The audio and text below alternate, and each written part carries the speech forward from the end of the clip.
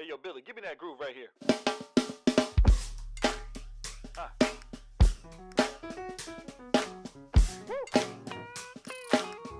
Yeah, that's the one, dog.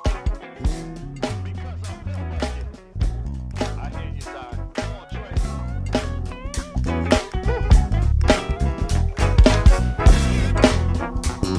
Gary on the horns. Yeah. This line right here.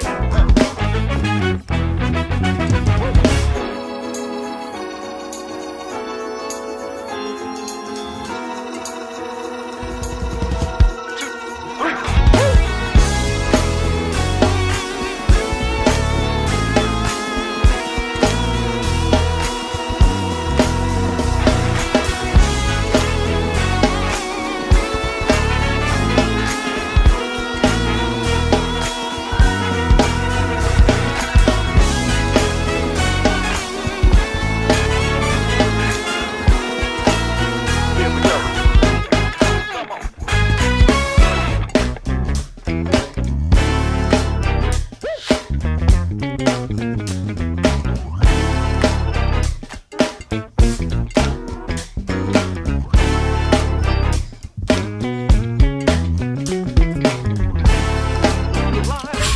Goodness gracious. Come on, Doobie.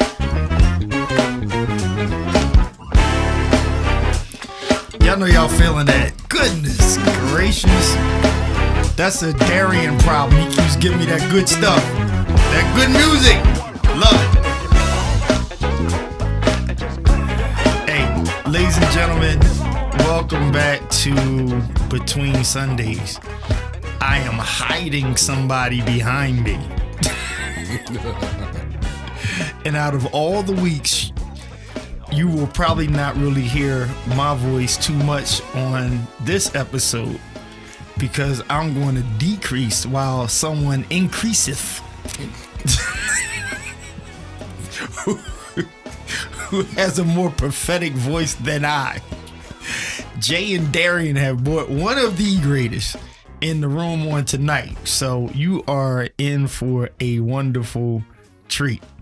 And so when I hit this button, because I just got in and I'm not going to have time to isolate just Darian or isolate Jay, you're going to see who I'm talking about. And before the name comes up, if you can't figure out who it is on the camera, shame on you.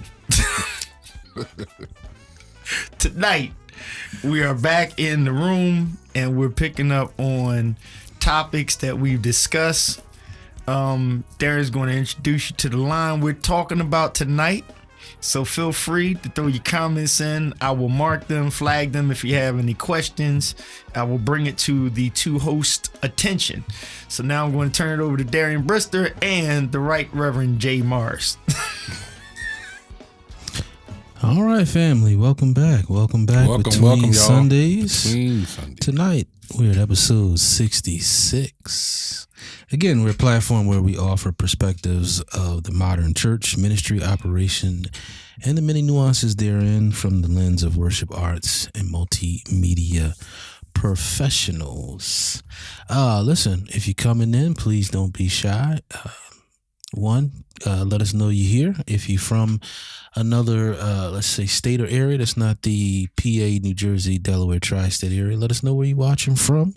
If you don't mind, share the live, tag someone who might want to join in the conversation.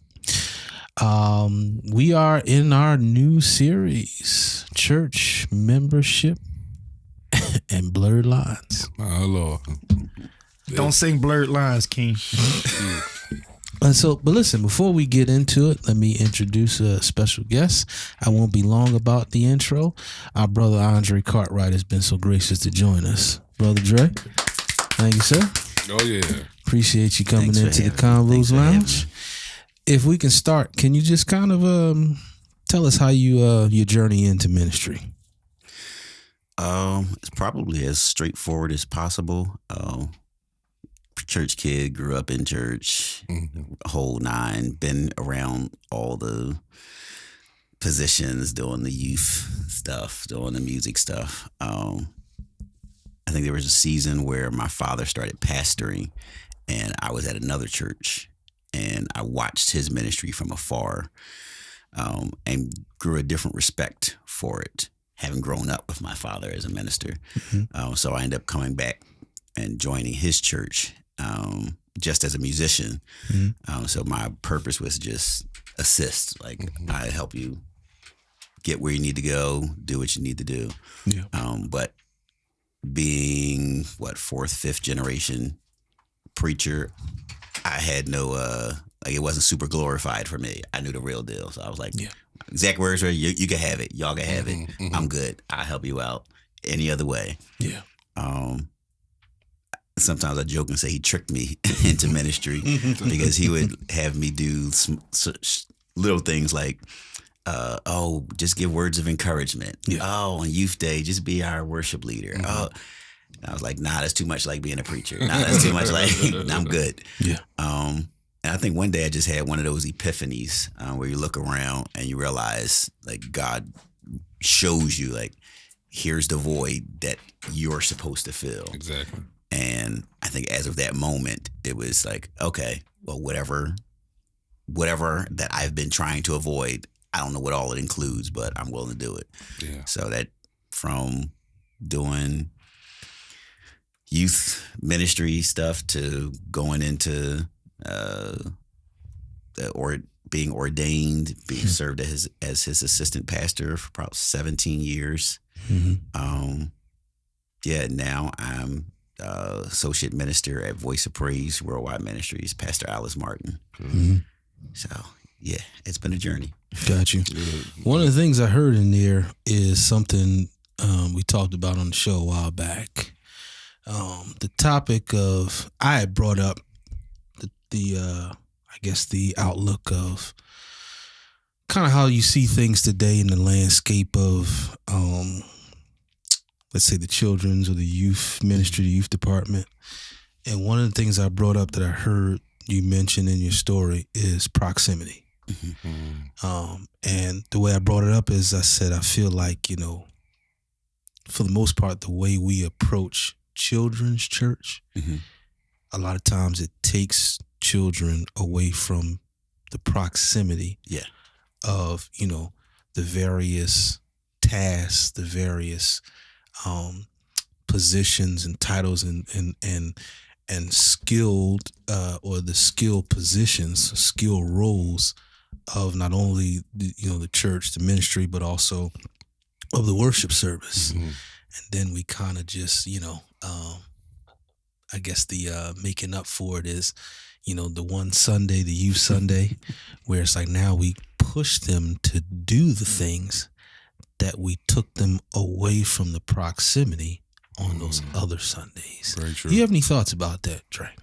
Yeah, I agree that the limited exposure kind of like handicaps the youth from seeing what we'll call excellence in action.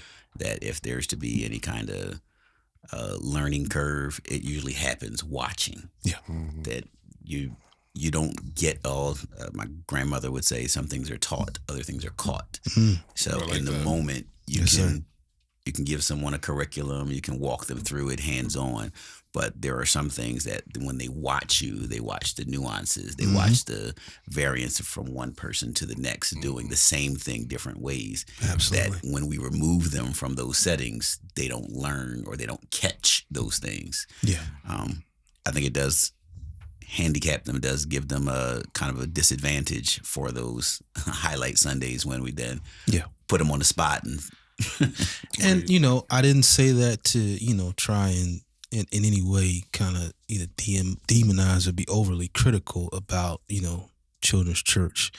I just think it's something that maybe we should take another look at and re-examine, the approach, the method, so that it doesn't, totally eliminate the proximity, Maybe in best case scenario, or maybe the intent is to keep the children from interrupting the service, so we remove them. Yeah. But I agree, if there's a way to incorporate them and, again, create some window of tolerance, some margin of acceptance, that this is the price of having them within proximity. Yeah. I think there would be a benefit for that. Great segue. Yeah. If we can, let's go back to the comment that we've been talking about the last 2 weeks. Yeah. And isn't it interesting now that we can have someone at the table who actually made the comment? That's a good one. Yeah. So I'll read it again, and I'm gonna throw it right back to you, Dre, just to kind of give you a chance to kind of go into a little bit more deeply. Yeah, because you had us your on this for a few perspective. weeks.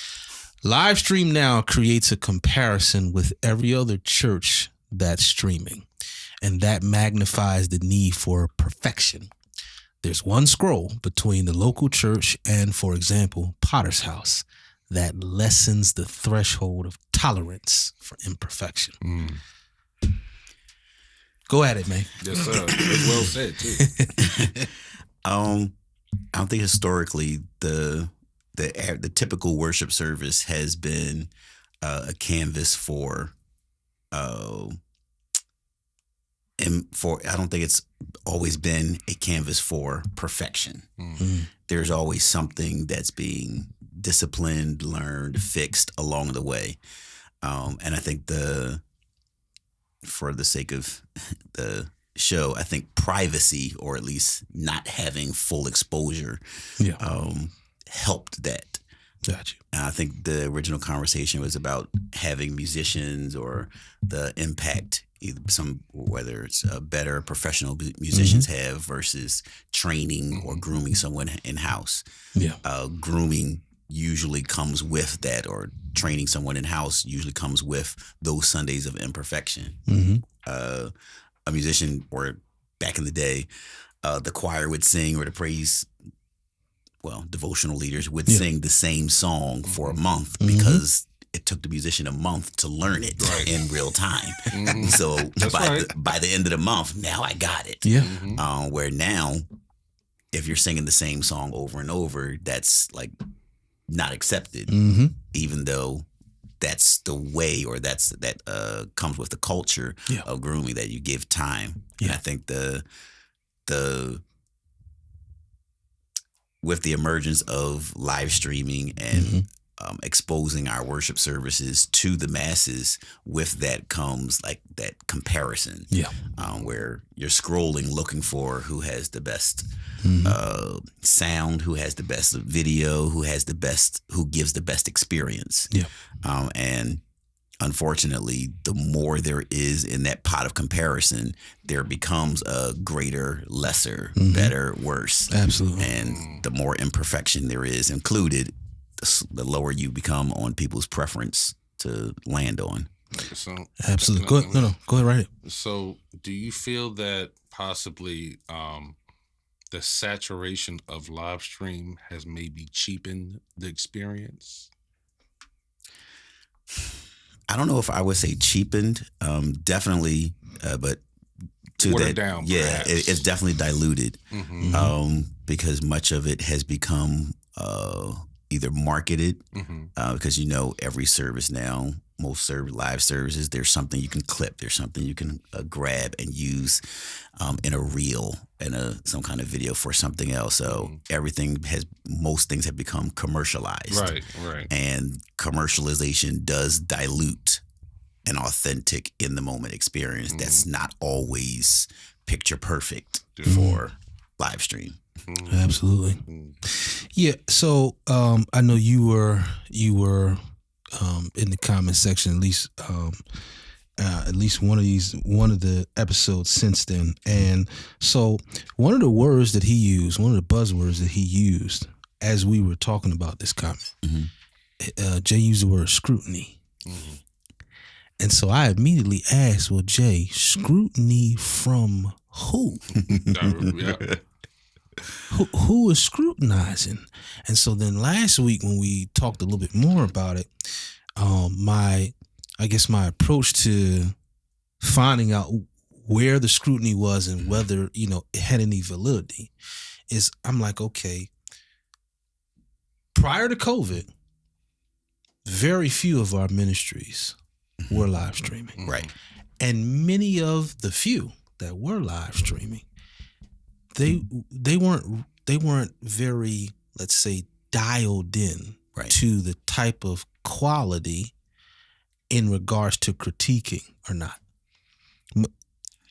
Outside of like your Potter's House, your mega ministries who had the resources to really, evaluate that week to week. Many of the churches, again, many of the few that were live streaming then, they had some resources, so most were able to just kind of set up a camera in a good spot in the room, let it roll. That was really it. You didn't see anything that we call like the lower thirds where people's name and title comes up. You didn't really see announcements pop on the screen. Right. Sure enough, didn't see lyrics pop up. Didn't even see the scripture pop up. No Now, giving. Yeah, none of that. Yeah. So now enter COVID. Obviously that, that changed a lot of the landscape for everyone.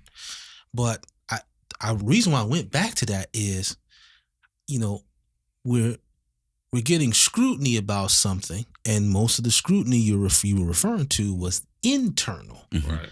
Not someone in the wild on Joe Biden's internet. We're talking about internal, Right. Either members or partakers of that body of Christ, leaders of that body, whoever, we're given scrutiny, but okay, if none of us were ready for COVID, we ain't had no prophet come by and say, get ready. That's not how it happened. So we were all thrust into COVID.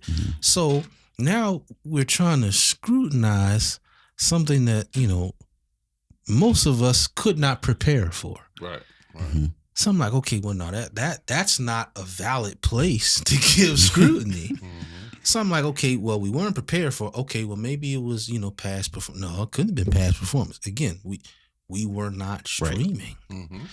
So what in the world? And then I guess I was trying to get away from the compare. I was trying to find a way to say, okay, it had nothing to do with comparison, but clearly it had everything to do with comparison.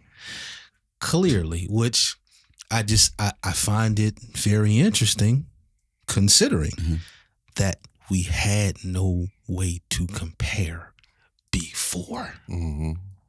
We had no way to compare before. Talk to me, man. From the lens of scrutiny, there's like two different dynamics there, and I usually differentiate. There's those who give critique, and then there's those who give criticism.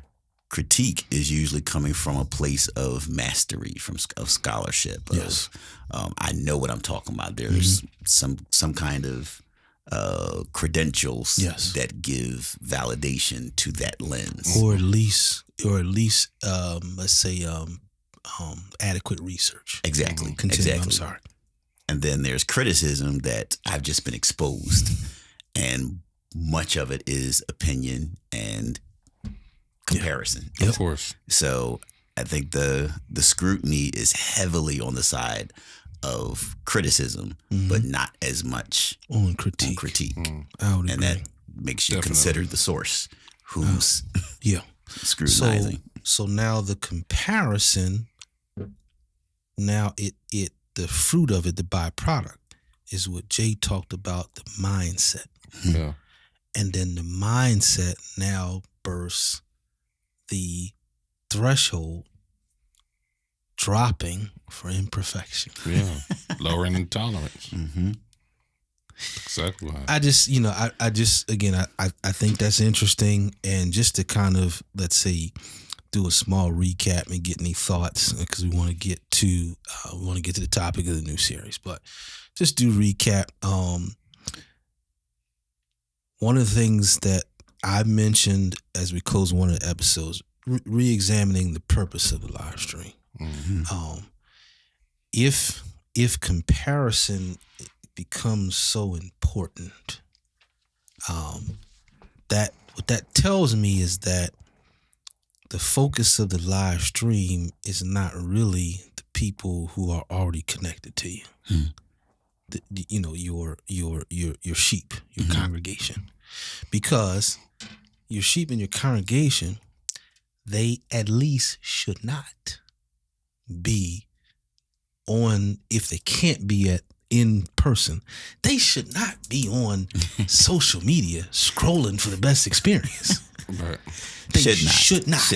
Yeah, I know that's the operative, but they should not, because the desire should be, since I can't be there in person, let me stay connected with the word and at least take in some of the, worship experience that I'm able to. Right. Since it's only those that are, not connected that, again, if that's your target, man, yeah, they're scrolling for the best experience.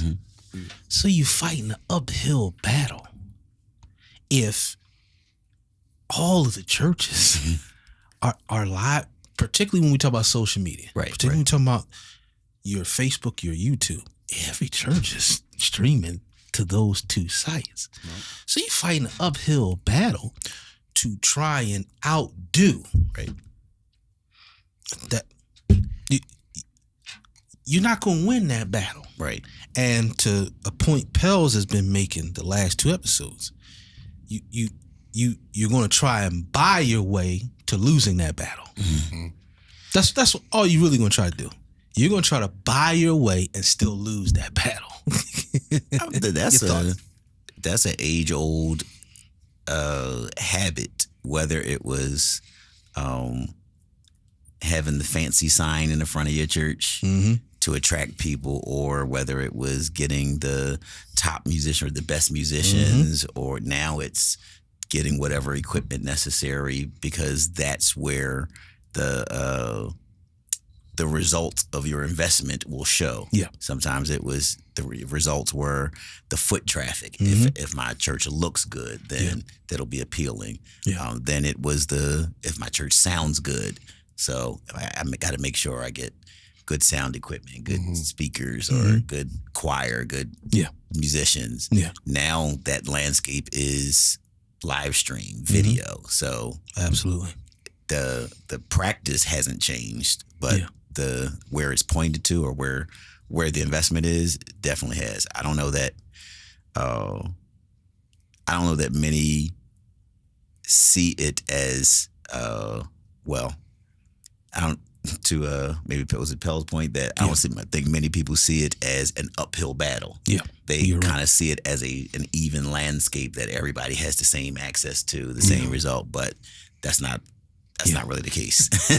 Well, everybody ain't starting off at the same, and they're not Absolutely progressing the same. Come on, Jay. If I've said this many times before, I was listening to what you were saying about the purpose of the live stream. If the purpose of the live stream is to reach those that are not really in the house, and we're trying to reach those new comers and out in the world, wouldn't it make sense to possibly record the live stream but put it at a different time? The reason why I say that is because if you have 70 different scrolls of churches, all from 9 a.m. to 12 p.m., and you have somebody that don't know Christ, if I didn't know Christ and I got 70 churches, I'm just trying to pick one. However, 2 hours later at 3 o'clock, all I see, comes down. that number comes down. Now I got 2 churches to pick from. So now I'm watching one of these 2 churches. Now I'm just saying, if the goal is the lost soul, and I'm not saying it's not. If we're trying to reach those that are supposedly not in Christ, that may not see our live stream at 10 a.m. because they're not up from being drunk or whatever. Is it plausible to say that possibly we can put it at a different time because it's so saturated from 9 a.m. to 1 p.m.? I say this because every Monday, you already know, Jacobs has his joint, and they got about what? 400, 500 people on there. It ain't because he's so grand. Yeah. It's because nobody else. Or it's not- Nobody else or is it's- having service Yeah. on Monday. Or it's not solely just because of his notoriety. Exactly. So when you scrolling, all you see is foolishness on Facebook, but then he comes up. Mm-hmm. Yeah. So Stands it's not out. that there's nobody, it's not that the church is so grand. Yeah. Kudos to the musicians and everybody. But there's nothing else on there. There's Yeah. nothing else to compete Mm-hmm. Yeah. as so it were. So he gets anybody that will watch. Yeah. So once again, if it's about seeing who we can get as lost and newcomers, hmm why not? I mean, just a suggestion. Let me say this real quick, and then Cartwright, I would love your thoughts on this word I'm about to use, and I can't take credit for it. We had a guest on sometime last year. Her name is Jennifer Benton, marketing strategist, professional, right? And she used a term that I haven't heard in quite some time. She used a term called digital evangelism. Mm-hmm. And when we're talking about, as a church ministry, we're talking about reaching someone who is not a part of, not only maybe they're not a believer, and or they're not, a part of our particular church. Mm-hmm. Well, we're in the topic of evangelism. Mm-hmm.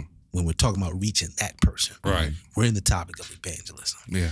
And she had brought up, like I said, she brought up a term that I haven't heard in quite some time. She brought up digital evangelism. And she shared some strategies on that. But the thing I heard from her mostly is that digital evangelism is not your service. Right. Mm-hmm. Let's take the digital out of it. Let's take the live streaming out of it. Churches who are doing evangelism, they're not doing it doing on it. Sunday morning during the service. Yep. Right. Sorry, I had a little Tourette's Yeah. there. Real quick before you go. So I just want to make something clear. I'm not saying for people to change their service times. Mhm. Right. I'm just saying the live stream that you choose to put up. You heard somebody get triggered? Yeah. Like, hold on, you telling us to change our time to church? How dare he do that? No, I'm not saying change your times of service. I'm talking about the live stream when you present the live stream. Okay, I'm sorry. Go ahead. Heard you in the spirit. Yeah, I had to make that. Whew, but the crucified brother. What I think the live stream had two purposes. Prior to, like, post-COVID, it was to reach people that were not tangible. But COVID actually introduced, we have to also keep in touch with people who are Yes. tangible. Yes. That, at least in the moment of COVID, gave the dual role where we could be having a live or pre-recorded service and be engaging in the moment to people real time while they're watching it. Yeah. I guess the more time went on, then the need or the focus got away from internally and let's see how many people worldwide we can reach. Yeah. That digital evangelism, that's a thing. I don't know that it's easier to do it while service is happening. Absolutely. There are some who have, who was it? I want to say it was Tamil Curtis. Okay. She, same concept, an evangelist that had the suggestion that a church should have someone or someone's dedicated, even if in the real time of service, dedicated to engaging the online audience, because there might just be some people that's the time window. Absolutely. But I think it's good to also, especially to Jay's point, that if your focus is beyond your local congregation or local reach, then have another time, do a rerun or repost it at another time when there's less traffic, when you get an optimum result of engagement from people that weren't there Sunday, weren't there during the actual service, and still have people that are willing to be committed to engaging that audience at that time to keep almost like a real time feel. Absolutely. which is very possible. It's very possible. Go ahead. Hey, so you know what? So because we have the preacher in the room, so I'm just going to press at something that I'm hitting the button. Okay, I'm gonna press at something that's, and I think I have my brother Andre here. I see Bishop Knight, and Darian will shout out everybody else. So here's what I wrote. Listening to you guys. Purpose of is what came to me. Right. What are we streaming for? And then what are we reaching for? Right? Yeah. The other thing is, what's the expected outcome? Yeah. So a lot of people aren't, like Andre pointed out two things that's crazy and on point. On the one part, Darren, how you set it up with COVID, it was we didn't have a way to connect with our own people. So the only way was through the phone, through the computer. Yes. We did it for that. Then we got into the respectable comparison. And we found that challenge of now we got exposed. This is what y'all two been saying. We got exposed that whether we liked it or not, we entered in the competing state. It's kind of like if you're the only pastor on the block, the only preacher in a 8-mile radius. Don't matter. When 4 of the churches come in there, now you got a problem. Right. Because somebody may like to hear them because they don't holler as much as you. If people that really like music, the pastor ain't got to be saying nothing, but if the music sounds better than yours, they might say, I'm going to listen to him, and then I'm going to scroll to listen to the music on that. And then I'm going to scroll to check them out because I like the way the cameras move and the colors and stuff. People heard by what they seen. Yeah. So it wasn't that I was saying something that Felix wasn't saying, something that Pastor Knight wasn't saying, something that Brother Cartwright wasn't saying, Pastor Cartwright. I happen to look cute on camera. Right. Right? But you got to be able to back up, meaning people were advertising what they couldn't deliver on. So the component of evangelism, it got bad because people that wasn't saying nothing before COVID, they had the right look and people was listening to them until they realized you ain't saying nothing. So purpose was everything. And what happens is once you enter that realm of, and I like what Jay is saying, you can stagger the times all you want. But if the purpose is reaching who, because the time that you're not doing it, I don't care how clustered it is, they're reaching the people. And the main point is, and I'll say this to sit down, are we taking away the responsibility of telling it from our mouths? Because people started directing everybody to see, because before you had to come to the church to hear what pastor had to say. Right. But the thing would be, what do you say is the Bible? Who do you say that I am? I can tell them who I am. Yeah. Jesus, I can tell them who I am. But here's the thing. Here's what the question is. Who do you say that I am? And so if we keep upping our streams real good, we're pointing everybody to the preacher, but we're never giving our testimony. Yeah. And so the question is, are we now serving the customer or are we making disciples? Yeah. Yeah. And so what Pels just brought up, I guess that's my biggest position in terms of our live stream strategy, is that, again, I am not advocating that, that evangelism doesn't have any place in the live streaming of your Sunday service. My position is that should not be the highest priority of your live stream. I like it. Right. Exactly. That's my position. Go ahead. I like it. Go ahead, Dre. There's another point that he made as well. Like, one of the questions is knowing why you're streaming, Yes, sir. and importantly, to who your audience, your streaming audience is.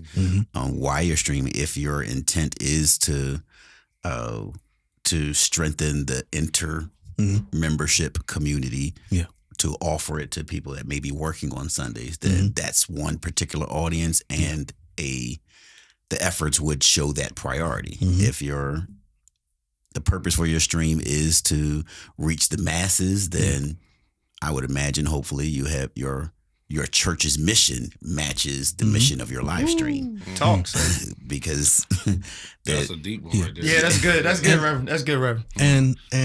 And again, just to fortify my position, because that somebody might be hearing me, they might be hearing me anti-evangelism. No weird. I hope No. No, I hope they're not hearing me that way. I hope. Nah. But let me fortify what I'm saying, because again, for most churches, this is going back to trying to buy the results. Mm-hmm. For most churches, if you put evangelism at the top of the priority chain for your live stream, you are trying to reach people who are scrolling for the best product. That's why I'm saying it's an uphill battle for most of our churches, because your target, your highest priority of target, is people who are looking for the top shelf quality. Right. So when, like you said, Pel, so when you can't deliver that, Yeah. now you're not reaching who you reach for. You're not reaching your target. And so I just believe that when it comes to evangelism, both traditional and digital, there are better strategies versus just using your live stream or just using your in-person service. There are better strategies of reaching those who are not already a part of your church, not already a believer, versus trying to use your live stream as your primary tool of reaching those who are not believers and not a part of your church. Push back, man. Push back. See, look, that's why he got keeping his name. See, that's we anointed. See that? There's I agree. the parable Jesus gives of the sower, that he sows the sower sows the seed in all ground, and there's really no guarantee where he'll get the harvest from, where it'll get from. And I think that may be the challenge, is that we're trying to determine where the harvest should come from. If I put my investment into streaming and do this, then there should be a harvest coming from here. Not to sound too deep, not to get too deep, but if we trust that God is building our churches according to his plans, I hate to say it, but every church will not be an international ministry. Every church will not be a mega ministry. Absolutely. But I think maybe the wide canvas of comparison makes us intolerant or unaccepting that my reach might not go as far as that church's or that ministry's. That Yes, sir. if my focus, or if this is where I'm supposed to be sowing, I have to trust that God will get his results from the diligence of me sowing the way in the place and in the method that he has me sowing. Whether that's 1,000 people online or 15. Hey. So, one of my twins, kind of like twins, Felix Morgan. Great point. Someone into stream that won't visit their sick loved one in the hospital, whatnot, right? And Darian, how we all talking about purpose here, right? What is the expected return on investment to investing into anything from a stream standpoint of view, right? Because I've seen this too.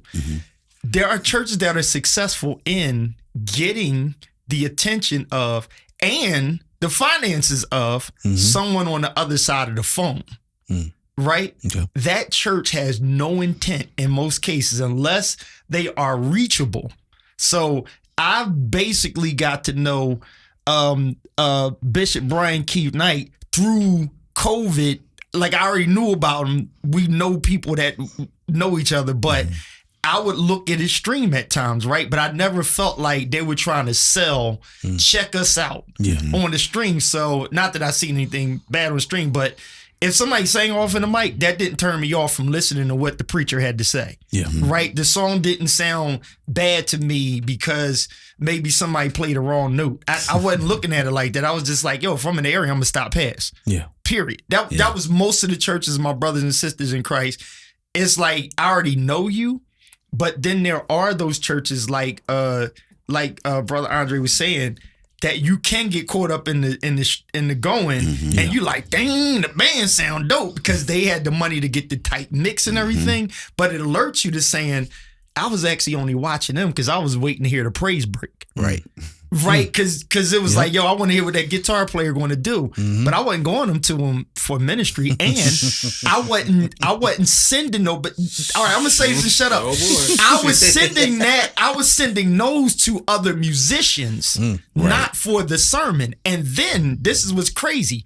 I, as a preacher, ran across sermons that, I hate to put it like this, music was not on par.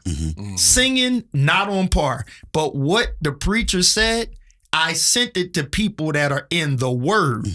And or if somebody talked to me and said, oh, I'm trying to understand. I was like, you know what? You need to listen to brother or sister so-and-so because I was listening to their sermon. Yeah. And then I did preempt it with, now you want to skip past the singing. She was honest. You want to skip past the praise and worship, but go to the word. All right, y'all see where I'm going? Like, that's why purpose matters. And I don't think either one is bad. I agree with what Jay is saying about knowing, if we had points from this, it would be like, maybe you don't, if you're live, if you're in the building the same time as everybody else, you might want to stagger your stream. Yeah. It's not hard. You don't have to be live real. We want to be the same time. If they ain't coming to church, then they ain't coming to church. They're not going to be in the building. They can see it later, maybe post it later on, and then remember your post and your purpose. Yeah. Because whatever your purpose is, if your purpose just to get likes, you're not getting likes if you don't have a band. Yeah. If it's likes and the camera ain't moving with the preacher, you're not getting likes on it. Yeah. And last point, and I'm done because we got a preacher in the room. Listen, y'all. Y'all know y'all say y'all anointed ones say the Lord just dropped this in my spirit. I'm going to say this to every person that's at a church, that your church is streaming and they're on YouTube. I am going to say to y'all, if you do want to help the ministry out, whether you show up to church or not, play the stream on YouTube and play it again. Here's an evangelism tip. Tell your unsaved family and friends, do me a favor, click on the stream of my church. You don't even have to watch it if you don't want to. Just click it on because the stream count will help and it'll help our mission to reach, because we are, to Jen's point, digital evangelism. We are in the day and age of algorithms. And a lot of times if you watch, the algorithm will go up so that people will see your pastor. They will hear it. So that's actually one of the assignments that it'll be. It don't cost you nothing. You ain't got to sow a seed. All you got to do is turn the stream on, put it on, and you can turn the volume down. But if you play it, then it'll have more views, because some of the pastors are suffering from saying, well, see, Brother Pell, the live stream is on, ain't nobody did. We only had 18 views. Well, if you got 100 members, just tell them, go home and hit the Click thing. on it. Just click on it. You ain't even got that's it. And when you let it run through, then your number count done went up. It pushes through the algorithm, and in turn, it may alert somebody to say, oh, I can go to that church. That's in my neighborhood. That's just a thought. That's just a thought. And another thing, man, let me share this with you. Shut up, Felix. That was fun. I'm Baptist, all right? I got an excuse. Go ahead, Jay. Strategies, are definitely important. That's your camera right there, Jay. And it's not only really okay. So that's your own solo camera right there. You got a solo. All right. What's up, America? Nah, let me. So the strategies are real important, and I believe you can have you can have an amazing live stream with 4 people watching. Even if 100 people are watching, you can have the same amazing live stream. And strategy is so important. So if you're worried about the 4 people, something's wrong. You know what I'm saying? I understand if your goal is to gain more followers. Okay, gain more followers. But if you're trying to reach the lost souls, have church. Do what you do. Me personally, I rarely watch church services on Sunday. I don't do it, but I'm on a prayer line Tuesdays and Thursdays, 6:30 a.m. That's where I get mine in. I need prayer. That's good. I don't have time on the live stream because I'm on the live stream working. Got it. I can't watch it Sunday. Right. Yeah. So I'm busy. So if I'm pouring out, you can't pour out and pour in at the same time. Right. Something's going. Yeah.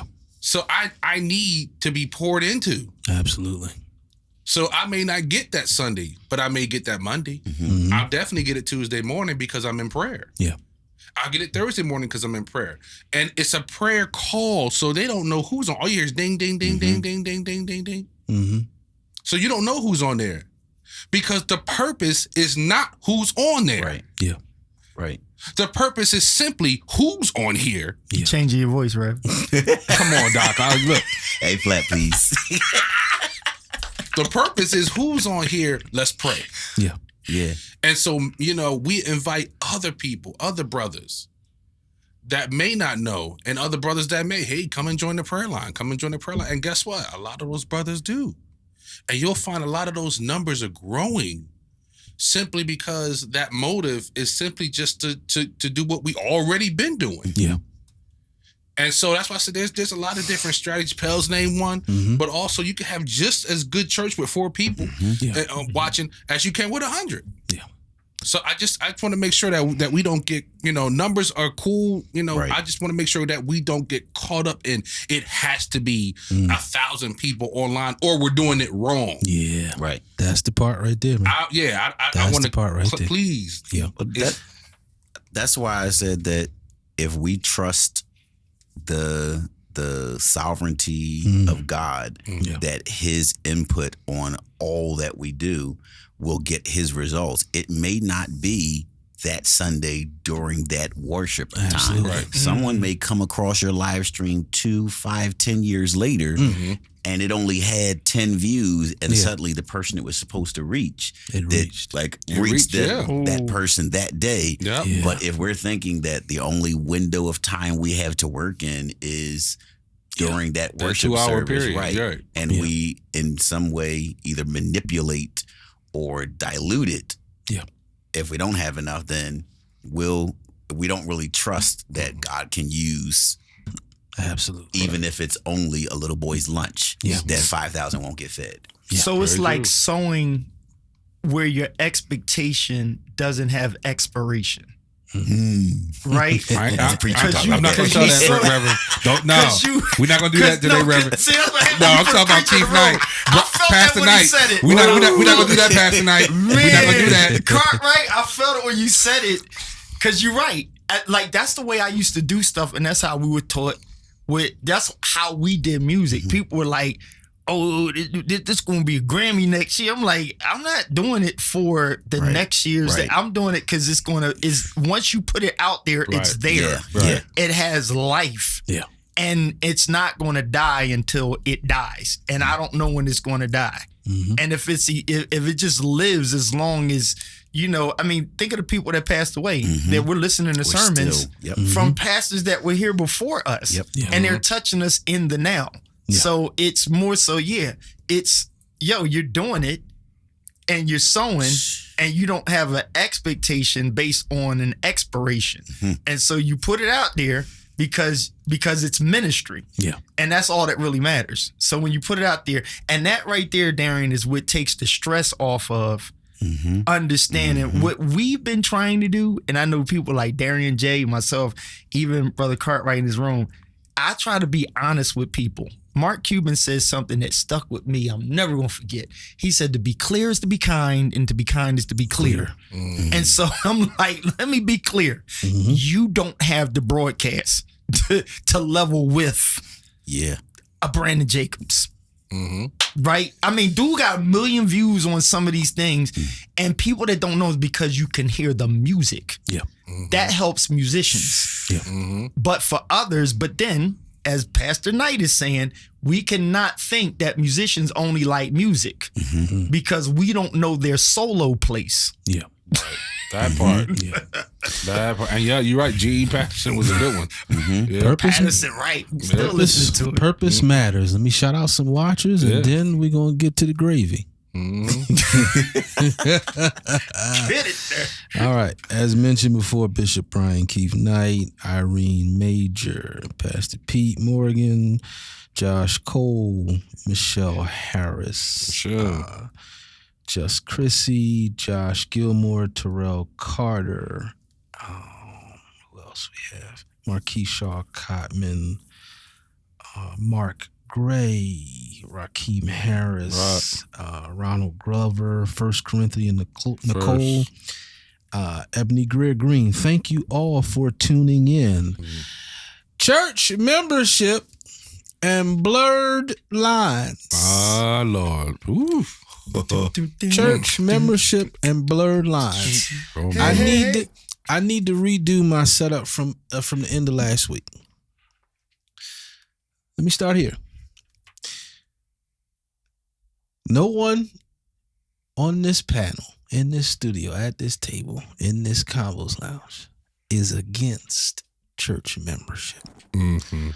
None of us are against church membership, and none of us are against the hired creative becoming a member of the church Right. that they were hired at. Mhm. One more time. One more time. You gotta Level say set it. the room. Level set the room. None of us are against church membership, and we are not against the creative that is hired at a church Right. becoming a member, of, the church That's right. that hired them. We're not against Not that. against it. But this series is talking about the nuances, and it's There you go, man. Tell you, boy. I'm triggered. Here he goes. this series is really talking about the nuances that are extremely under discussed, and I believe it's bridging a communication gap. What do I mean by communication gap? Now, this is my opinion. I believe that there are several church and ministry topics that have a bit of a generational communication gap. I believe on one side of the gap is your, let's say, most of your baby boomers, a great deal of your older Gen X. Then on the other side of the gap, I believe it's the majority of your younger Gen X, let's say those born in the 70s. Your younger Gen X, your millennials, maybe some of your older Gen Zs. So those are the two sides. And now here's what I believe happens. Again, my opinion. I believe what happens is on this side, there were certain topics that were black and white. And when they were younger, when the baby boomers and the older Gen X was younger, they weren't allowed to ask questions about those topics. That's it. Oh, no. Don't question God. That is what it is. But now the younger Gen X, the millennials, the older Gen Z, we have more questions. We're looking for more clarity. There are certain things about the old school. Call it that, yeah. Certain things about it that don't quite line up, or there's missing details. So we ask questions. And I believe what happens a lot is us asking questions may come off as being rebellious, as, being standoffish and anti-submissive. I think that's how it comes off to many. Again, when we talk about some of these sensitive topics. And again, my goal is to just highlight the nuances and to really, maybe for some that, maybe have not experienced it, highlight some of the happenings that caused some of us to think the way that we think. Right. Some There's of a why the, behind it. There's a why. Some of the, let's say, inadvertent or not on purpose traumatic experiences Yes, in ministry most definitely. that happen. So this is the goal of this series. So I want to ask 2 questions because the second question is going to sound like a setup. Okay. So I'm going to ask them together and this way not separate them. So my first question for thought is, what is the objective or the goal of church membership? And then the second question is that objective or goal of church membership only possible by way of church membership? That's a good one. So what's the goal? And is the goal only possible by way of church membership? So if we can, let's start with your thoughts on the goal of church membership. I think the goal of church membership is shared expectation. I'll say my church pastor doesn't use the term membership. And I love her logic behind it. She said a gym, you can have a membership at a gym and never go. And oftentimes in those scenarios, membership it only sets a one-sided expectation where the person knows what to expect from the entity, but there's no expectation the entity has of the person or vice versa. Yep. So I believe the intent of membership is that there be some kind of shared expectation. You know what to expect from us. We know what to expect from you. Gotcha. Without writing a contract, without putting something, some kind of vow or commitment. That's what I believe the purpose of membership is we have a shared expectation of commitment, what we're going to do for you, what you're going to do or willing to do for us. Gotcha.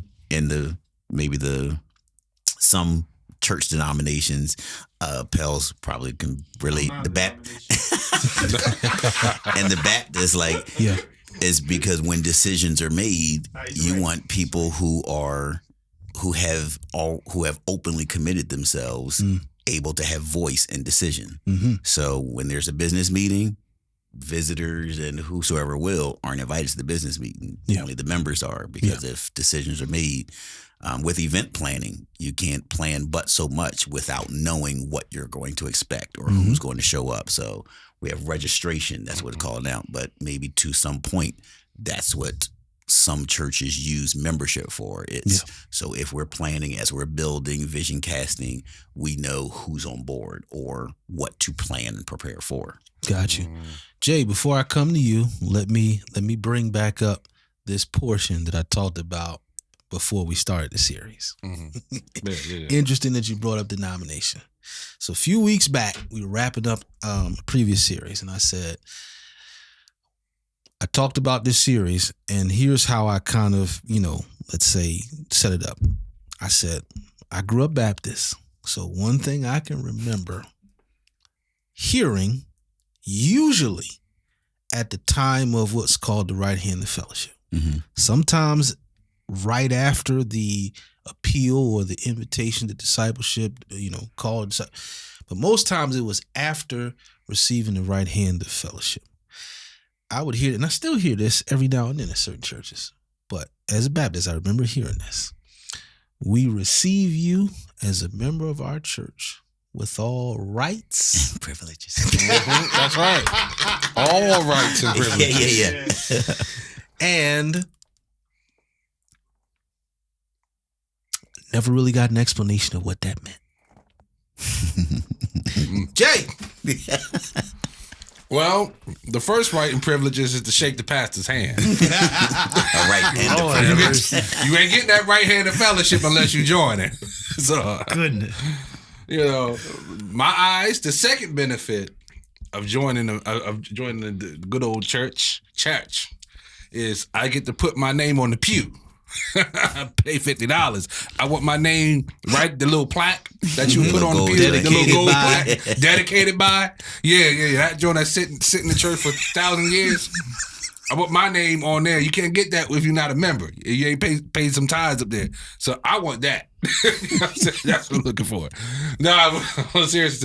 So listen, I think that church membership is really a chance to grow with a congregation, with a family that may not be blood. That's at least how I would put it. It is important, at least in my eyes, as my opinion, to have a church family because it's really a multi type situation. It's not a one answer. Yeah. That will suffice for church members because it means something to each person that joins. Some people join because of family. Some people join because of hardship. I've heard that some men join because of financial stress and women join because of emotional stress. So it's different type of situations where people join. But really, if you want to be a part of something, of a congregation of people that is shared prayer life, shared family, shared meals together, shared outings. Church membership, is supposed to make you feel like a family type situation. And the second question was what?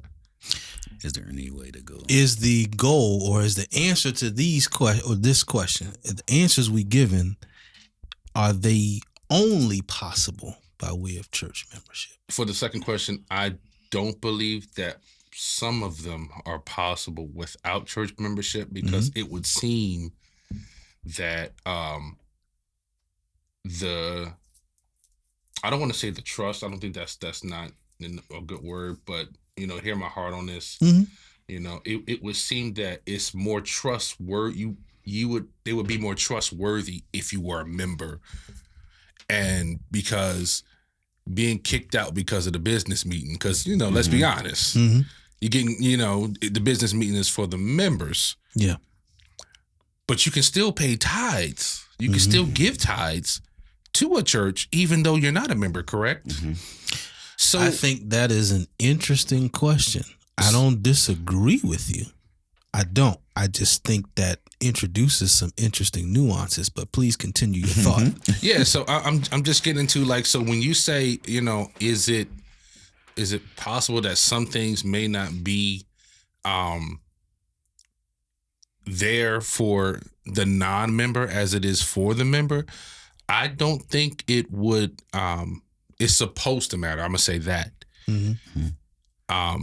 If you are part of the family, why wouldn't you become a member if you're that comfortable with them? Me personally, I can't speak for anybody else. I personally don't see or could fathom a reason you would be a part of a ministry for 10 years as a tithe-giving member and tithe-giving person and not be a member. Yeah. I just don't, I can't fathom a reason. Yeah. Maybe y'all could. I can't fathom a reason to be a part of something for 10 years and not be a member. Yeah. So.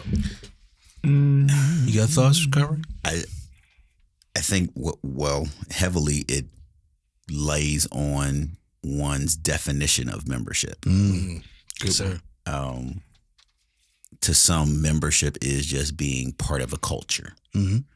To others, membership is being committed, and that's often the variance from one person to the next. Yeah. Short story, so that a pig and a chicken go out are talking, and they say, "Oh, we ain't been nowhere in a while. We should go have breakfast." Like, yeah, well, we'll make breakfast tomorrow. He's like, "All right." The chicken says, "I'll bring the eggs. You bring the bacon." The pig is like, hold on. He said, "You're bringing a donation. I'm bringing a sacrifice." Yeah. And while we're both bringing something to the table, our level of commitment isn't the same. I like that. And I think that's where kind of membership speaks to is one's level of commitment, where it is possible to, I can give from a distance and really not be involved or invested into the growth, into the operation. I can just say, this is essentially my biblical or my spiritual, this is what I'm doing because God requires it. But I don't really care about the church. This is an expression of my relationship with God, where there can be others that say, if I am invested that to that degree with this body, with this ministry, then I'm all in. Let me know anything I can do. And sometimes the only way to track that is, are we tracing who's willing to, like, if when we need to expand, when we need to push forward, we need to change this, that, or the other, who is invested, who is not just giving, but who's part of our culture. Pels, you know coming what? your way. Can Go you ahead. save that last question I see it. by the Dave- Daybell, the one that says the better question is, why do I need to be a member of a church? Yep. Can you save that question? Go ahead, give me your thoughts. So I want to bring up what Brother Knight mentioned. So I like this. I want to start it here. The questions aren't rebellious. Darian's what you were talking on. I think we must understand that the world of the 20th century does not exist in the 21st century. Right. So you're with Dr. Alice Martin, right? Yeah. All right. So that's Tia's mom. Yeah. Okay. I am a third generation Baptist preacher, right? I was pastoring for 12 years, but I was at John Roberts' dad's church. I was at BM Oakley. I'm out at 60th and Callowhill. I'm at 5 different Baptist churches that all seem the same on paper, but when you enter the building, they're different. Right-handed fellowship, communion, baptism, all that is different in all the churches. Membership meant this or that, the third. You had people that were members, like Andre said, that they just had a membership that they let it lapse all the time, right?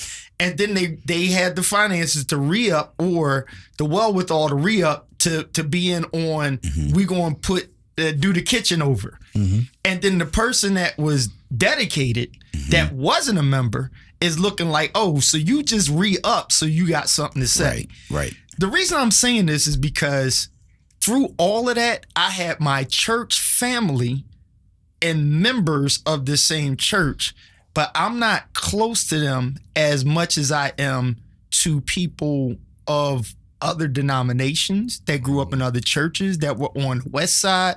I'm over here. And what that said to me is that membership is a term, right? Fellowship is a term, but there are some Pauls out here that if you really look in the Bible, where was Paul stationary at, right? He would say church at Corinth, Right. Philippi, over here, okay? But there are people that move around, but they're very much members of one body. If we let that sink in. Yes, sir. And I understand, Don't get me started. right? I understand. I live in Philly. I live here. I live there. I went to this school. I went to that school. But there's a place that God has for all of us that puts us in as members in the body of Christ. Now, to the points that Jay brought up and everybody brought up. If we have this building, so if I'm near Felix Church and I know it's right there and I'm going through a whole bunch of extra stuff to go way down there where I know the Lord is telling me to be there with him, then I'm going to serve. And through the fellowship and the love, the law of reciprocation has me into joining relational and the terminology, whatever terminology we use for membership or register, because I'm a part of. So after a while, it's like, I might as well. So joining ain't hard because you've already let me in. Think of how businesses work. Go ahead and try it for a little while. Most of us in Baptist church, I'm going to speak on Baptist church, we've been guilty of, we don't let you try it first. Right? Because we try to shove it down your throat like, oh, now if you're going to do that, you got to be a member. It's like, wait a minute. If you treat me Right. Date me. Right. Right. Date me. If you show me and you don't beg me, I feel I want to be a part of this fellowship. And then if I don't, if I'm helping, I'm serving, but I don't actually, to answer Dave's thing, I don't have to be a member. Right? And things may say, hey, when we get ready to do this and we have business meetings, you know, we only have members as a part of it. When you tell me that, then I'm going to think about, well, let me see. Maybe I should be a member. But it's not forced. It's not forced. And at that point, it allows me to make a commitment without compulsion, if you will. And so membership ain't that deep to me. It's like, you know, I'm a part of that fellowship. It's an expression of an already established relationship. I'm already established. I like it. Yeah. Yeah. All right, I'm gonna stop with that for Felix say something. So let me do This is this. good, y'all. Let me do this. Did you want to address Dave's? Did you want to Not take yet. that there? I'm coming back to all it. right, all right. I'll I'm leave it. probably going to end on the Okay, question I got asked a you, hill. Satan. I got a hill. Let me do this because I don't have any disagreement with any of the answers that you've given. None. I do want to challenge some of them though.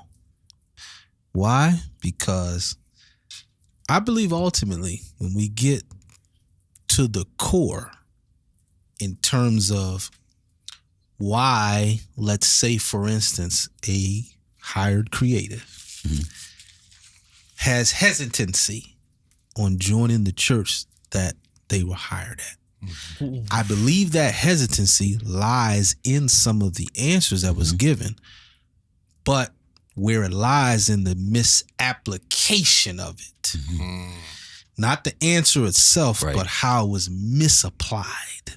For example, when we bring up certain dynamics, when we talk about like the business meeting and things of that nature, that's one of those that on its face, totally logical, but how it's been applied. That's true. Talk, man. How it's been applied. Even the analogy I love you gave, and I heard someone else give that with the pig in terms of donation versus sacrifice. That was good. That was Again, good. Yeah, it's good. awesome. And again, on that face, there's nothing wrong with it. But again, how it's been misapplied. Let me give an example of what I mean by misapplied. Particularly, you know, the donation versus the sacrifice.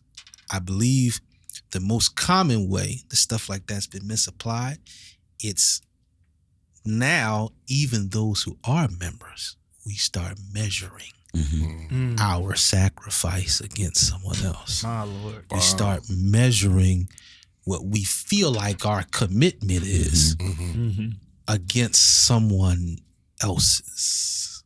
I think that's again where I feel like the hesitancy comes, a portion of it. It comes from how this stuff has been misapplied. So Jay, I'm coming to you because I know you've had some instances in your journey Yeah, where sure. some of these things Good have wording. been misapplied. Your thoughts? Some good things. Well, speaking as if I was to speak on the behalf of a hired creator joining a ministry, very iffy. When I was talking earlier, I was talking as a person who was not a hired creator. When you're talking about possibly joining the ministry that you also are hired at, I can't cuss on here.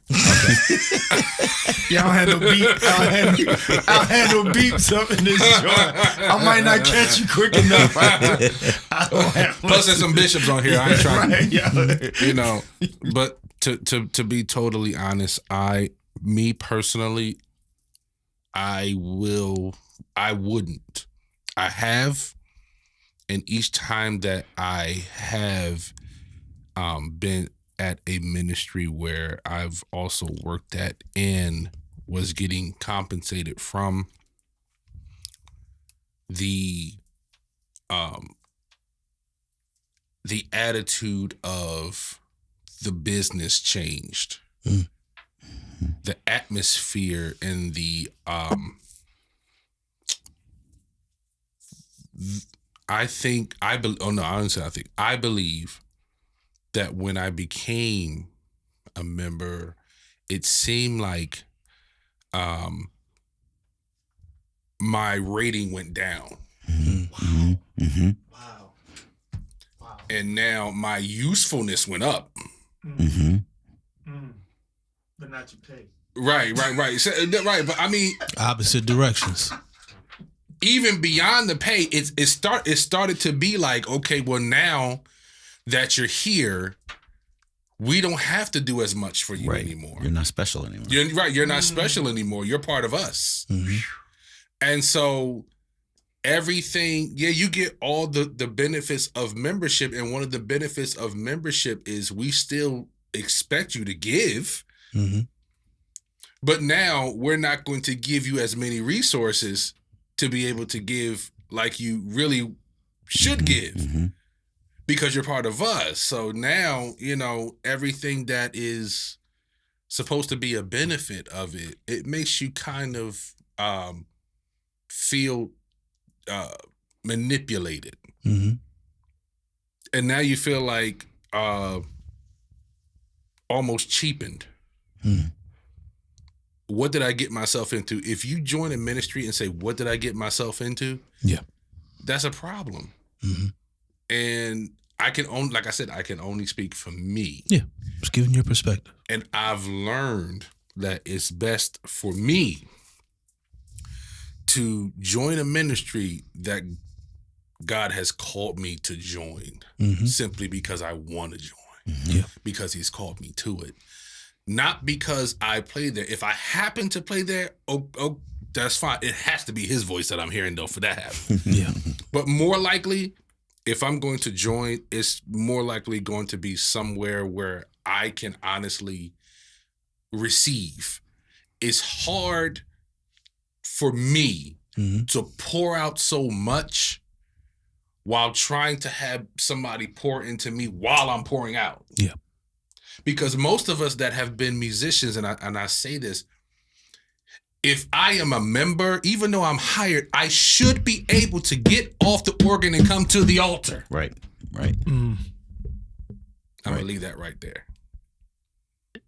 So, Shit. Dre. No, I'm sorry. Go ahead, Yeah, Pels. so Go ahead. I'll say this. All right, so I've heard many people say we can do this with all of us here. Not all Baptist church, but from being Baptist all these years, I'm gonna say this. I remember that most Baptist people say, hey, like, where you go to church at? And the answer would be, I'm a member of this church. Now, my Kojic and Pentecostal friends, we would more so in a group of us together, somebody approach us, our terminology would be, I go to BM Oakley. I go to, and then in conversation, it'll be, well, Keith. I play for. It was I play for or I go to. Yeah. Because sometimes we go 18 different places. But in a sense, we were doing the work, receiving and giving on the same lines and better than people that were members of. Okay? And I only said that to just insert this. I'm going back to what Bryant Knight said. The 20th to 21st century, there's a different world in which we in now that I think membership is understood what that means. And I get what Jay's saying. Like, you cannot have input in the church meeting about the new ramp that we got to put out. It gets confusing if you got 500 people and nobody's actually a member, or if you're trying to get a loan or a mortgage or something like that. The bank want to see your membership. They don't want to know who go to your church. They want to see who's committed to. So that is more of a legal term. And if we really think of it that way, then we won't get so caught up in too much expectation on membership as opposed to serving. And when we think serving, membership is just a component. Just like I already knew how to drive, but I need my driver's license for a legal standpoint of view. Mhm. because the license don't technically say I know how to drive because I knew how to drive Right, before I without got it. the license. You understand what I'm saying? So it has its place, Mhm. and that's something that it doesn't need to rewrite what membership is, but the way we think about it. Right. Yeah. Because I have fellowship with so many people, and I go to is more so the thing of where you going to, and where you go to without the pressure, as Jay saying. If you take the pressure away, and if pastors really take a listen to what some of the musicians, singers, let's cap it with Levites. Don't fight me on that. But that ministry, Different whatever you want to talk conversation. about, it's a Yeah, whole that's a different whole different conversation. Because those are we are the floaters in a sense. Yeah. Because then the other people that are there to receive a word and say, I'm available to serve, those are your main members. But I don't know, y'all take it back. I know as being a musician as well, other than being a pastor's son, I probably wouldn't have joined my church.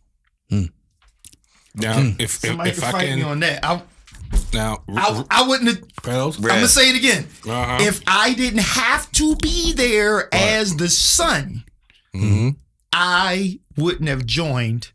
And y'all can tell whoever No, y'all want. I wouldn't have joined that church Right. in membership. That's like in the opening when my father started pastoring. He set my sisters and I down and told us, like, if you don't have to come with me just because you're my child, if you don't feel led to, one of my sisters went. The other, my other sister and I, we were like, yeah, I don't feel led. Yeah. And during that time, I was playing for this church, that church, this church, that church. And every now and then I go help my dad. Oh, I'll play afternoon service. Oh, I'll cover here and there. But I didn't join his church because he started pastoring. It was a few years afterwards that on the outside, I was able to appreciate his membership. And I think that's to a larger point that to join a church, you should be, and again, considering we're all part of one body, Right. Yeah. that I don't believe every church will achieve the same purpose or mission. And again, I'm probably using interchangeable language. Like my ear has a different purpose or mission than my finger. So part of the same body, but their purposes are different. I think when you understand your purpose, then you would align best with the church that either employs your purpose Right. or that you're aligned with the mission of that church. If your heart is evangelism, if your heart or deliverance, and this church is heavy in deliverance versus another one that's not, then you're likely going to lean there. I think maybe to the point of the conversation, blurred lines for church contractors, let's call it that, where you're working, but you're also your commitment may not be where your paycheck is. Right. Where I feel more led or more aligned with this ministry, but I'm working or serving Right. that ministry. Right. Gotcha. And our lens of that may be where we're expecting like the unified relationship where no, these are two different roles Yeah. that Right. I'm fulfilling here. Now, Jay. as for me, go ahead, man. I was just gonna let me do this. Hold that thought. Good. I want to watch out. I want to shout out some more watchers. Ooh, the bank has entered the building. I want to shout out some more watchers coming to you, Jay. And I got one twist to come back to you before we get out of here. All right. Dr. Chandra Williams is in the house. Vicky Caldwell Fordham. Big. Mrs. Brister's in the house. Grandma B. Yeah. Cherie June, Dave Bell's in the house. Rob Speaks. Again, thank you all for tuning in. Pete, that question about expectation, we're going to start with that on Tuesday. Oh, yeah. Okay. We're going to start with that on Tuesday, Pete, since we'll have you here. All right? So, Jay, Yeah. your So thoughts? real quick, as for me, I can't speak for everybody. I serve better when I'm not hired at that ministry. I'm able to now trust that leader of the house to give me unbiased Yeah. spiritual advice, because you don't have no reason not to, because you're not looking for anything. Mm-hmm. You know what I'm saying? Like, you don't need anything from me, and like I'm just like anybody else. And so like I said, I can't speak for nobody else. I serve better. Sam Tolbert, thank you for watching, sir. Sorry, I forgot his name. Continue. I'm sorry. Yeah, that's just me. Like, and I always say, you know, I don't love and serve God because I'm afraid of hell. Mm-hmm. I love and serve God because it's a choice. Right. Mm-hmm. He gives us free will, so it's a choice to be that way, not because of fear. Love, not fear. Love, you know what I'm saying? So, you know, I choose to serve in a ministry because, you know, it's not for just the benefit of membership. I choose to serve in the ministry because, you know, I choose to be led, and I trust that God has gave that spiritual leader insight for my life to be able to do what I need to do, you know what I'm saying, in the next phase or whatever. So it's like now I'm able to put all, you know, not all, you know, as a so, but I'm able to trust now that leader is able to guide me without any type of ulterior motive. No strings. Yes. Yeah. I got a bit of a twist to come your way with before we get out of here, Drake. So I believe a lot of what we're talking about, answering these questions, particularly the first one, what is the goal of church membership? All right. I think a lot of our answers, and I think you said this earlier, it's like an outward expression of, you know, of the relationship. Yeah. The established relationship. Thank you. Outward expression of the established relationship, right? So here's, I guess, something to consider in that vein, all right? Particularly when we let's use a buzzword, commitment. Let's use that word, commitment. One of the nuances that I've seen, particularly when we go into this part of the conversation of the hired creative, becoming a member of the church they're hired at, and some of the things that you said, Jay, I think one of the nuances that we don't talk about is that there are many, particularly, let's say, in decision-making positions. I'm not going to put this all on the pastor. I think there are many in the decision-making positions that will see that creative that is compensated, but also a member. I believe they see the commitment level different. Yeah. Why? Because there's a paycheck tied. Yep. That's one of those nuances I really think we got to talk more about. For sure. Because I think it can be dangerous to tie the measurement of someone's commitment just based on they're compensated or not. Exactly. Example, meaning the person that is they're just a volunteer, or they decide in their gifting or whatever they're skilled at, they decide, you know what, I know y'all may be offered to compensate me. This is my church. I don't want no compensation from y'all. We automatically decide that person's level of commitment is greater than, for example, the creative that is compensated as still a member of the church and that still gives. We automatically decide that those two commitment levels are totally different, Right. without going under the surface. Right. I think that's one of those nuances. You got any thoughts there, Trey? I had to catch myself. I was streaming. Go ahead, Reverend.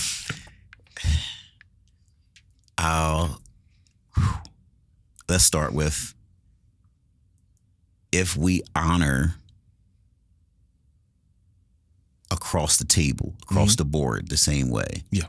If we honor a singer as a singer, whether that singer is a member or not. If we honor a musician as a musician, whether they're a member or not. If honor is consistent across the board, I love that word.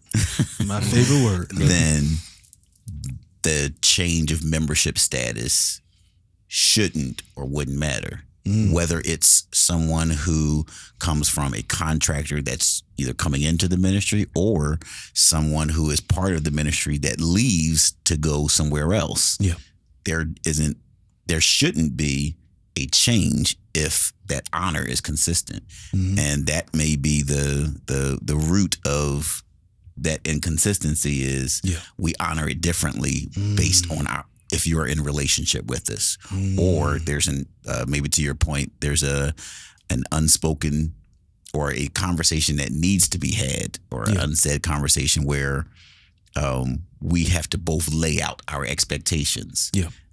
If this ministry, if this church, if the expectation is if you become a member, we expect to cut that pay in half, or we expect it, that needs to be set up front. Absolutely. Because that may in fact weigh in on the decision, because my decision might be, oh, well, I'm assuming you honor consistently across the board that becoming a member or not won't change anything. Yeah. And let me clear something up.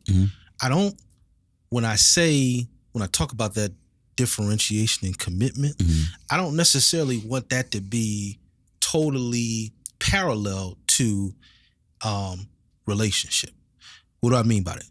I mean that, okay, if I'm not a member of the church, and again, this is my opinion, if I'm not a member of the church, I'm hired creative, I do, from my lens, I do see that it's a different relationship dynamic versus me being a member of church. Definitely. I do believe that those two are different relationship dynamics.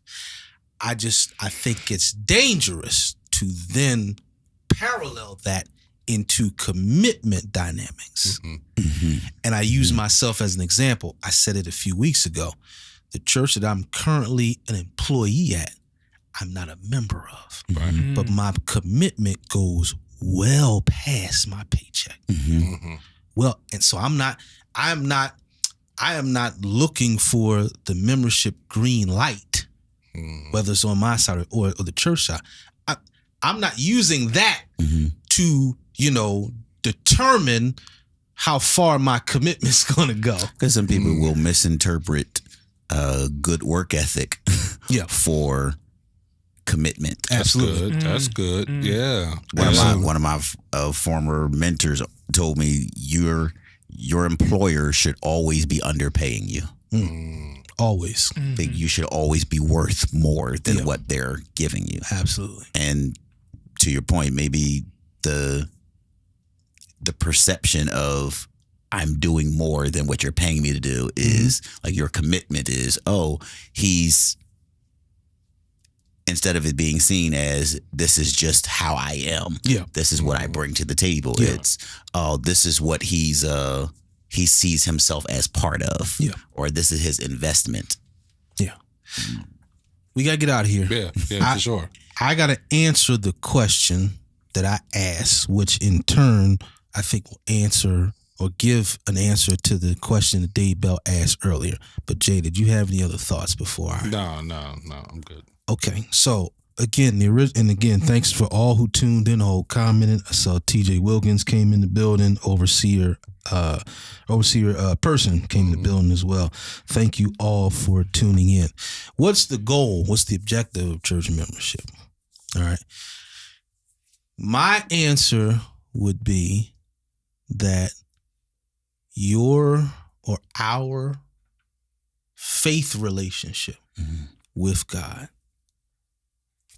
it's not just vertical, it's horizontal. And it can't be horizontal without people. Salvation is free. Ministry costs. Why does ministry cost? Ministry is a business. What type of business? It's a people business. Yeah. Right. So that's why I feel like that's what the objective and why you should be a member of a church. Whether or not that's the church that you're hired at, if you're a creative, Right. We'll get into that probably in later episodes. But that's why I believe you should be a member of the church, because your faith relationship with God, it's not just vertical, it's horizontal. And Very there's true. plenty of scriptures that point to that. It can't be horizontal just from the crib. It absolutely can't be just horizontal. Can't be horizontal from the crib. Just the username. Yep. Yeah. Pels, any final thoughts? We No, gotta get out of here. I don't need none. Pastor Cartwright, thank you for Thank you, man. taking the time out to Absolutely. do this in the Thanks for building. I having me. will say it made a difference. I enjoy these brothers; they enjoy me. We're specifically talking about the Hammond, a bass guitar, whatever.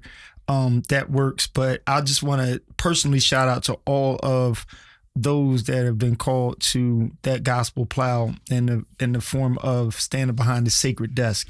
So to all of you, I don't want to miss people saying it. Deacon Felix, Pastor Felix Morgan,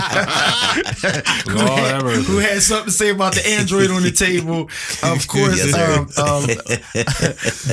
Bishop Knight, my brother Andre Persons, and my sister Dr. Sandra Williams.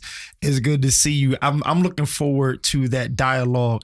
And again, Brother Cartwright, you are a blessing to us. I'm gonna Yes, say sir. it for Absolutely. these guys. Not that I have to say it for them, but I'm very glad that you were able to sit at the table with them. And so feel free to reach out to Brother Darian and Jay, because that middle seat is open for leadership as well. Leadership, because that's what helps pull the vision together with these guys came to me with.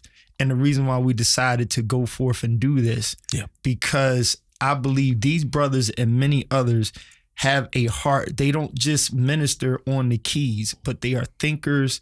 They are compassionate. They have heart. They have encouraged me. And I think the church really needs that. And we really want to mend that connection between that music department Absolutely. and the pulpit. It is Mending so the necessary. connection. Like mending the connection. And it doesn't happen if we're not hearing each other. I know I closed 5 times, as Felix said, but if we ain't hearing each other, right? And as people call it, a safe space. Yeah. The sanctuary is a safe space, but sometimes we just need to talk. And it feels good to have these conversations. So just so you people know, once again, I said, I am looking at the comments sitting here at the table. And if they miss anything, I am like starring them and saving them. Yeah. They do review these comments. Absolutely. And we're just trying to build so we can talk and grow. All right. So I love you all. I appreciate you all. Jay, Darren, you two get the last words. We out on the No, song. listen. Your co-host D. Brister. Jay Morris. All right. Let's roll. All right. Oh, the volume ain't up.